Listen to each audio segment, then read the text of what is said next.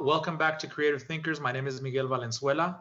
We are actually shooting the show today from my home. My home is called Casa Verde, if you can believe that.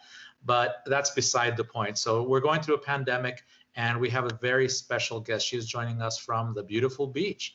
We welcome Dr. Kim Diaz. She is a mindfulness and philosophy instructor at El Paso Community College. Welcome. How are you doing today? Pretty good. How are you doing? Excellent. Thank you for asking. So we invited you here because you are a very, very interesting individual as far as your thoughts and ideas. And of course, the show is called Creative Thinkers. So we invite creative people. Were you born in El Paso? Or were you born somewhere else? Tell us a little bit about your history. Yeah, so I was born here in San Gondola, but my parents didn't have papers, so we lived in Juarez until I was 12. From that point, did you study in Mexico for a while, and then did you come over into El Paso? And when you were in El Paso, did you study or register here at school? Yeah, so I did my elementary school in Juarez, Abraham Gonzalez, and then we moved here. Here I was demoted 2 years because I didn't speak English. So I should have gone into 7th grade, but I was put in 5th grade, and I'm still traumatized from that. I haven't gotten over it. Really? Is that something that happens and occurs to all children that are coming in? No, I don't know how it works these days, but I didn't speak any English. So yeah, I was put back 2 years. And so that, really motivated me to learn English, and so I did, and then I made up the time, and so then I skipped 2 years, and I was put back into where I was supposed to have gone. Anyway, so then I ended up graduating from Mountain View High School. Wow, that's a really cool story.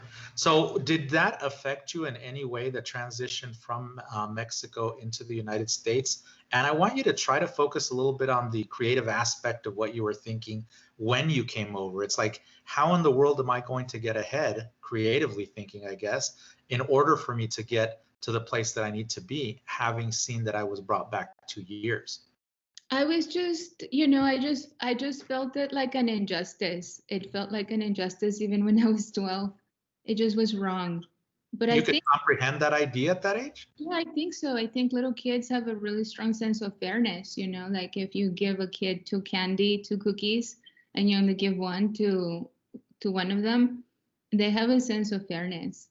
I didn't feel that it was fair. So, but yeah, so I did what I had to do, learned English. And so I think it was all for the best, because in Juarez, I kept getting myself in trouble because I kept talking. I was a very talkative kid. And so Well, let me say you still are today. Yeah, right. I ended up becoming a college instructor professor. So it just wasn't good. But when I moved here, I remember one of my teachers told me, Ms. Garcia, she was my 6th grade teacher. She told me, Kim, you're not stubborn. You are determined. Very nice. Well, that's a compliment. Right. So I really liked how she put a twist on things, or her spin on things. I wasn't thinking creatively though, Miguel, at that time. I wasn't thinking about, what is creativity. I just felt like I had to get back to where I was supposed to have been. Was it more of a survival thing then? No, I don't know, I think little kids, again, they feel like they may be tiny kids, but they have a sense of fairness. And I just felt like it was not right, and I wanted to make it right. So I did what I had to do, which ended up turning out really good for me, because I became very focused in school. And some of my teachers saw that, and they worked with me. So I ended up getting scholarships. Nice. Yeah, and so we didn't have, my family we still don't have money. So Yeah, you know, that worked out. I started getting scholarships, and then once you start getting scholarships, and I tell my students this, apply for scholarships, because once you start getting them, more people offer you more money. You know, like most, at least for me, my parents met in a maquiladora in Juarez. So they, and when they had me, they were students. They were going to school and they wanted to become professional. My dad studied electrical engineering and my mom studied medicine in UACJ. But you know what most young people do in Juarez is go to the maquiladoras and work there. So my guess is that I would have ended up going to work at a maquiladora while going to school. And I, you know, given how things go for women in Juarez, I'm not sure I would still be here. So that's a definite plus, I would say. I'm very thankful. Very So thankful. once you graduated ahead of time, I guess in a sense, you ended up going to college. Did you stay here in El Paso? I did. I went to UTEP for my undergrad. What did you study? I thought I wanted to study pre-med. I was all math and science when I was in high school. And I really enjoy science very much. But I took a philosophy class and I blame Bob Farrell. He's a philosophy instructor at the Rio Grande campus for ruining my life because. Can you explain? What do you mean by ruining? Sometimes a lot of the students say that. Right? I would have been a well-to-do doctor, medical doctor. But no, I took his philosophy class and it changed my life. I really, I'm very thankful that I signed up for that class, and I just fell in love with philosophy, and I've been very fortunate that I've been able to study it. I studied it for my undergrad, for my master's, and my PhD. Did you do your master's and your PhD locally as well? No, I went for my master's at the University of New Mexico in Albuquerque, and then my PhD at Texas A&M in College Station. When you were in Albuquerque, did you see a lot of differences between the way of living is and El Paso's way of living? In other words, culturally speaking and in every other aspect. What do you think the advantages? It's really interesting because I remember I had this conversation with you. You also tried to stay local because you were studying the Southwest. So my area of expertise for philosophy has been Latin American philosophy, and so I wanted to study the Hispanic culture, right, and Chicano culture.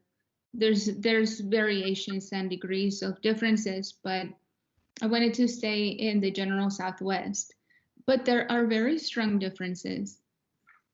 And so, yeah, the American Indian, the Native American culture is very strong, marked in New Mexico, unlike here. And so, like, so somebody from as an outsider, right? Maybe, I don't know, somebody from a different state or a different part of the world, they may look at the Southwest homogeneously, like we're all just the Southwest.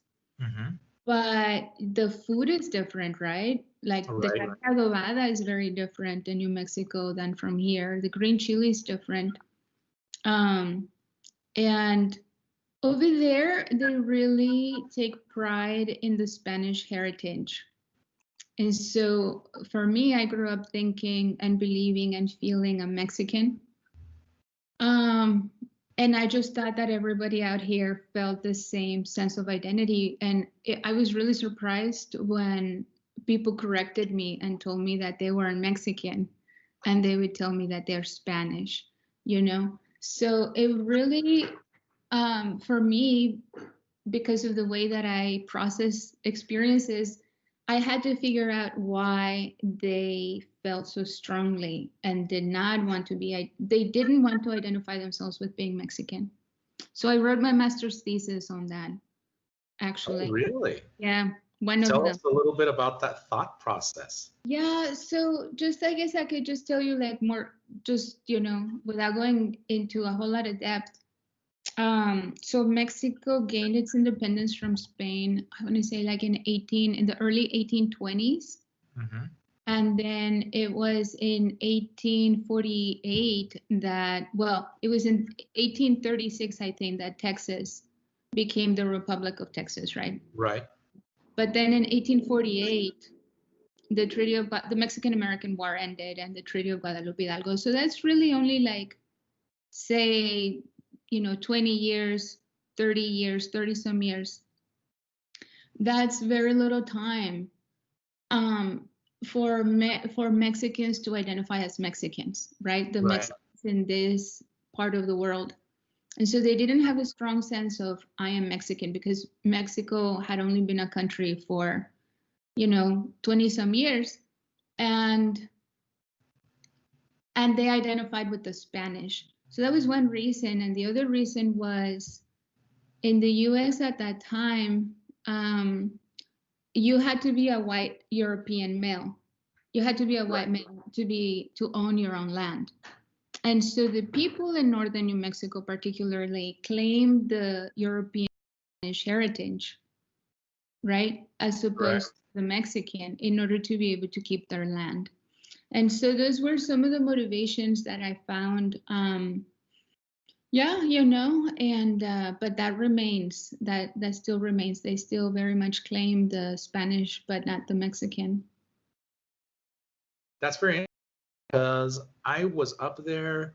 I go to Albuquerque quite often, and they do have a Mexican festival, if I'm not mistaken. Am I correct? Mm-hmm. I think it's in September, and they have like a really big festival. I can't remember what it's called, something about culture or whatnot. But even then, even though it's a Mexican-based event, they're still focused more on the Spanish aspect of it. That's very interesting. I think that when we start talking about things like that, we have to focus on the concept of how, even though we're so close, because we're talking a 3.5-hour drive, we're so different, even though we're the same people, which I think is very, very interesting.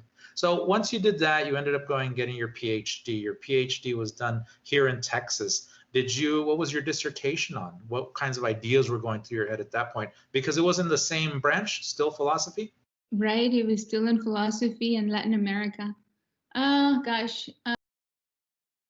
So I ended up getting another master's. I'm a big nerd. So I am. And that's fantastic. No, yeah, I embrace it. I embrace my nerditude. And I ended up getting a degree, a master's in Chicano philosophy and Chicano culture. And was that part of the consciousness that you were now aware of, coming from Albuquerque and saying, I now have to delve deeper into my Chicano roots? Do you think that was part of it? I've just always been interested not only in the Chicano, Hispanic, but Latin American, right? So just understanding the whole, from the Iberian Peninsula all the way to, the Hispanic, Latina, Chicana variations. Correct. So my master's for the Chicano program, I did a dissertation on pragmatism. It's a philosophy called pragmatism in Latin America. And for that, I studied the thought of Paulo Freire, who is a Brazilian philosopher, and José Carlos Mariátegui, who's a Peruvian Marxist philosopher. Both of them are Marxist. And a Mexican philosopher, his name was Luis Villoro. So I dug into Marxism in Latin America, basically. Oh, wow. It was interesting. And that correlates to Chicano studies? I got away with it. I got away with it. Creativity. Right? Yeah, because in fact, pardon? I said thinking outside the box. Yeah, I had to It was not a philosophy. So it was this program where I got the PhD in philosophy, but my master's was in Hispanic studies type, like general studies. Mm-hmm. And so I focused on the philosophy aspect of it. Yeah, and then for my dissertation, I ended up, my dissertation was mostly on Freire and Villoro. And for that, it's just basically just studying how people get along, yeah, how to be decent people. And how can somebody be a decent person? All the time. So, as an artist, you're familiar with quality. Yes. Right? And there's different, so I measure experience with quality. And so you can have, I try to aim to have aesthetic experiences, experiences that are beautiful and pleasant, as opposed to having a scary experience or an anxiety-inducing experience, right? So, yeah, so we aim to feel the way that we are engaging with others, right, in a way that is aesthetic and peaceful and beneficial for everyone. So you mentioned peace, you mentioned beauty. One of the other things that you had mentioned, we had spoken before was yoga. Can you explain a little bit about how you got into that whole idea? Because it doesn't seem like, it's almost like you started to do that to a certain degree, and then you went and transcended all of this and went into something very spiritual. How did that come about? Yeah, that's a long story in itself, but I'll try to also be brief. So I danced. I used to dance. I danced for 10 years, and I had to stop because I had to drive to Austin from College Station, and that's a 2-hour drive to go to my dance classes. And my life situation just made it so that I had to choose. So I chose philosophy over dance. Okay. But I thought, let me try martial arts because it's kind of similar, right? You get to, physically, it's very similar. You need to have balance. You get to jump. Well, depending on the style, you get to jump and you get to kick. So I decided I'm going to try martial arts, and I fell in love with martial arts. It has helped me a ton. And for a long time, my first job out of college, I started working as a social worker at La Tuna. And which is? La Tuna is our local federal prison here in Anthony, Texas. And so as a social worker, what I used to do is give people, the resources, connect the people, the inmates with resources out in the community so that they could get what they needed. But right. I felt like even if I gave them the piece of paper, they needed more. There was a hole in their soul, if you will, right? Like a wound in their soul that needed healing. And I felt it, but by giving them the phone number, it was like not giving them, it's like giving money to a homeless person when you know that they need so much more, right? Right. Something, but they need a whole lot more than just a little bit of money. So anyway, that stuck with me, and I continued to study philosophy. So when I got to, I ended up getting a job in Huntsville, Texas. And Huntsville, Texas is here in Texas. Also a federal prison, isn't it? Right. They have, the last I counted, they had 11 units. So this is, in Texas, this is where people are sent to do hard time. Okay.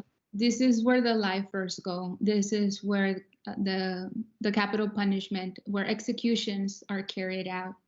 Wow. So I ended up working in that town. And so when I was there, I thought, you know what, I am going to figure out a way for me to share the peace and the freedom that I have found with martial arts with the people here who are the inmates. So I started trying to get into that system, which my students always joke, how easy it is to get in the system, but that's not how I wanted to go in, Right. So they wouldn't let me, for obvious reasons, they wouldn't let me teach martial arts. So yeah, so then I thought, you know what, let me pick up yoga, because it's a different path, but it leads to the same place. And so yeah, so I picked up yoga, and that's how I came to yoga. Has yoga changed your life in any way? Very positively. What kind of positivity do you think that you have relayed to the inmates and to your class, either yoga or through philosophy?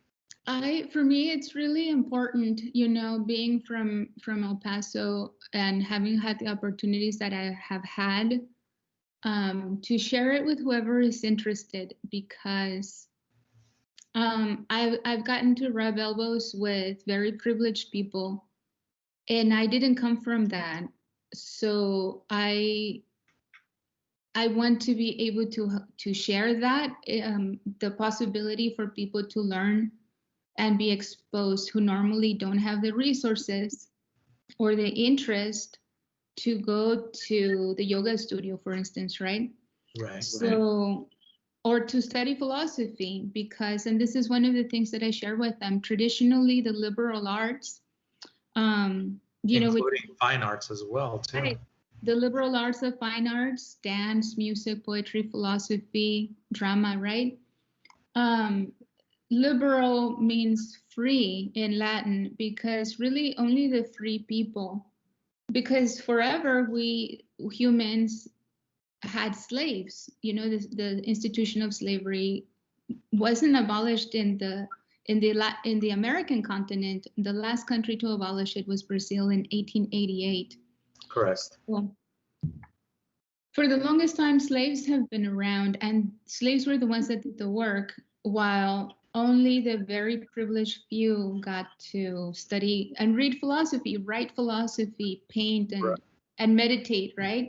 Right. And yeah, so it has been a little bit over 100 years, but some of that mentality remains, and I want to be able to share something that is very exclusive with everyday people who normally wouldn't be, their life path hasn't made it possible for them to set foot, to open a home, or to read, to go to MoMA, for instance, right? Right.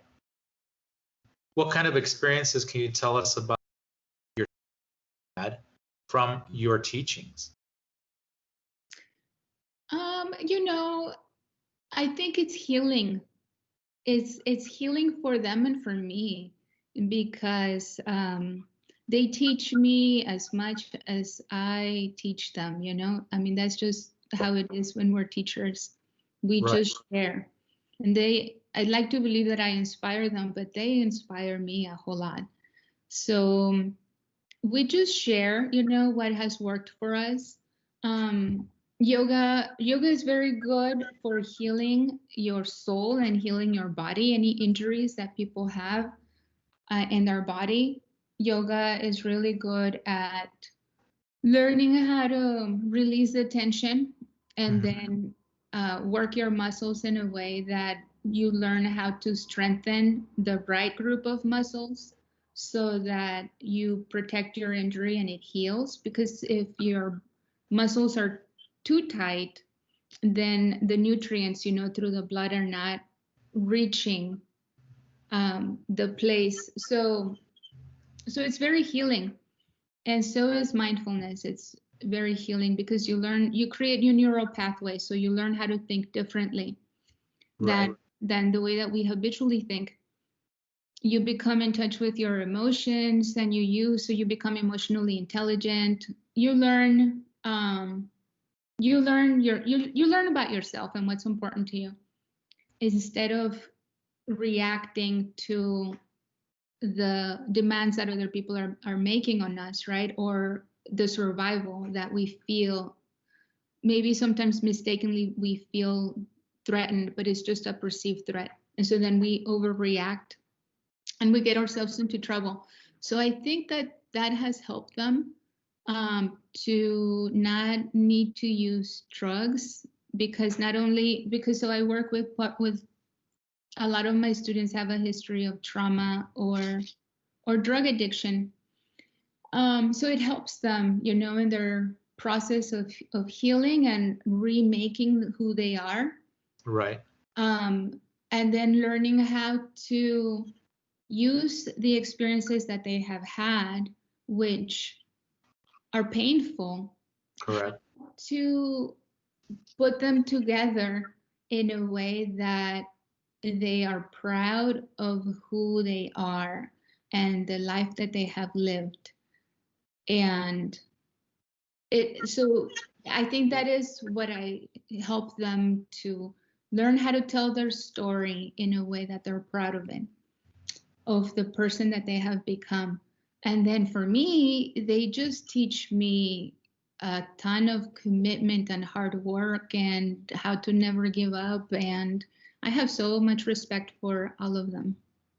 Do you have anything in the future coming up? Maybe writing a book? Tell us what is coming for the future of Dr. Kim Diaz.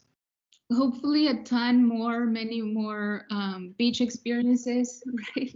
And love it. Experiences, health, a lot of health, you know, and I do have, I have a book coming up.